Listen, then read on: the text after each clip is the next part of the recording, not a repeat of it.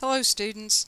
I hope you're sitting outside enjoying this great weather and that perhaps you have your computer with you outside so that you've got a nice breeze blowing over you. Wouldn't that just be fantastic? I loved that for that particular special effect. Well, listen, it is the beginning. Really, it's Saturday, so that is the beginning of week number 3 of our semester. So I wanted to touch base with you, talk about a couple of our assignments, and then the due dates that are coming. First, let's talk quizzes. Chapter 1 quiz, as you know, is Water Under the Bridge, and that quiz is closed. But I wanted to say that 12 students completed that particular quiz, and the class average was about an 82%, which is pretty good. It's above our required minimum, right? Keep that minimum score in mind. For Chapter 2 quiz, which is due when? Monday night, this coming Monday, September the 10th, right? So you have that on your calendar. You're going to, sit down and make sure if you have not completed the quiz that you will do so by then. Give yourself time to repeat it as necessary. So far, 6 students have completed the quiz. I know you're working this weekend, though. Weekends are a big study time. And the class average right now is an 89. I'm going to go ahead and call it a 90%. So we're doing good, right? And that's a really good thing. This often happens as students understand the expectations of the course and you become more comfortable with the requirements. And so it's fantastic. Keep that average up high and do very well in these first couple chapters. Okay. Now, continuing right along, we have for the very first time our discussion, our grades for the discussion posting. And so I wanted to pull in a special effect, which is kind of my angel and devil here, so I can tell you kind of the good and the bad. And I have to say that it is overwhelmingly good. I was very impressed with the postings into the discussion board. You all took it very seriously in terms of the spelling and grammar. There were a couple folks who had a little bit of issue, and if you were one of those folks, I commented to you as I posted the grade and said that you needed to work on that. A really good tip for you is if you're having trouble, or even if you think you did it well, it's always a good idea to double check. As we type, we all make mistakes. Go to a word processor, type what you believe is your response.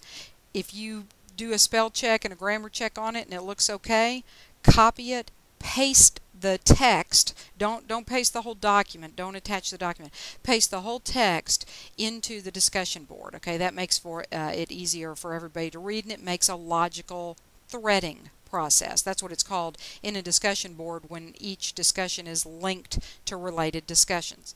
Speaking of threading, when you post, if it is your intention that this is the post you really want me to grade, to base your grade on, it's very important that that posting is not a reply to another student. In other words, go back to the original posting, the question that was asked of you, and reply to it. Okay, that way we're just really clear that this is the one that you want me to grade. That being said, I loved the discussion that I saw. People posted, people answered and gave responses, and you didn't always agree, and that's okay. In an academic environment, we don't always agree, but you were respectful above all, and that is wonderful. You took that seriously, and I appreciate that. Really good job. One thing that will keep you kind of grounded in good, respectful, healthy academic discussion is if you tie everything you're saying to the text, okay, to the textbook. Now, when we think about the textbook, I want to make a point about this. A lot of times we just say, it's a book. Anybody can write a book. I'm going to sit down at my word processor and I'm going to write a book. Let me tell you a little something about the books that all instructors use in our courses. When they come from big publishers, such as your book does, these books are peer-reviewed. They go out and they're reviewed by faculty from many, many colleges and universities, and there's a lot of feedback given. And so they're kind of torn apart. You talk about healthy disagreement. There's a lot of that goes on in textbook editing. And these are these textbooks are very rooted in the literature. The literature is one of those phrases that we use to mean scientific study. There are all kinds of management experts and finance experts and psychological experts that have conducted surveys and done research and investigated the field and studied the markets, and the textbook is based on that. So your authors really are experts in the field. So as you're forming your opinions, always tie it back to the textbook. Build it based on that. In that way, your opinion is more than just something that you held before you entered the class. You know, the whole purpose of education is that we broaden our understanding. We expand our minds. Sometimes we support a belief that we had before entering the course, but sometimes as we broaden, we change our minds. Okay? So enter into the chapter and enter into the responses with that open mind, and rely on the textbook, which really is it's the knowledge that you're here seeking. So you don't want to throw it out the window and then just write a response that's not rooted in the literature. And specifically, when I say the literature, I mean the textbook. Okay? So you guys, though, again, when I say it's all positive, you really did a good job with that. Now, one other little note of feedback, and this is going to happen a lot as we continue through our discussions. A lot of times what we do as human beings is we read a question, we start to kind of look through the pages of our textbook, or we read something, we see something on television, whatever it is, and it changes, it distorts that thought in our mind, maybe ever so slightly. Maybe it's because we have a real strong opinion about it, and so somebody kind of asks a question directed over here, but we have a real strong opinion, and so it kind of takes it over here. Okay? Here's a great safeguard to that. Read the question, do your research, start to propose your response. But as you're still kind of formulating that response, before you invest a lot of time getting the words exactly perfect, read the question again. Let me tell you, folks, it happens to all of us. It happens to the best of us. Read that question again. Make sure that your response is answering the question that was asked. Okay? That way, you know, again, you're going to get the most points there, because one of the key elements in grading is it related to the topic, right? So you got to make sure you're answering the question that's asked. Very easy as we research and think, and our mind kind of goes down a path, it's very easy to get a little bit off topic. So that's just a little safeguard for you. You know, it happens to the best of us to go back and to read that question. So you did good on the spelling and grammar.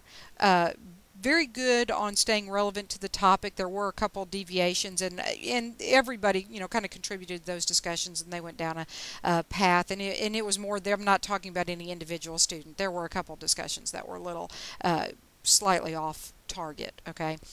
Now, the final thing is, most of you did a very good job at giving me very fully well-developed thoughts, but you want to make sure that you continue to do that. And some of you were a little bit short, and if you were, you really, probably took off some points, but you really want to make sure that you develop a thought. For example, you don't want to just state a word. You don't want to just state a word from the textbook. And there were many things. This is not, I don't think anybody used this particular one, but if you talked about the education of the American society in terms of debt spending, you can't just say that and then move on.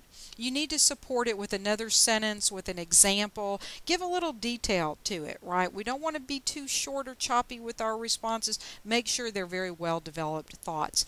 If you go to the syllabus, I have it up, and I just wanted to read you a couple parts of it.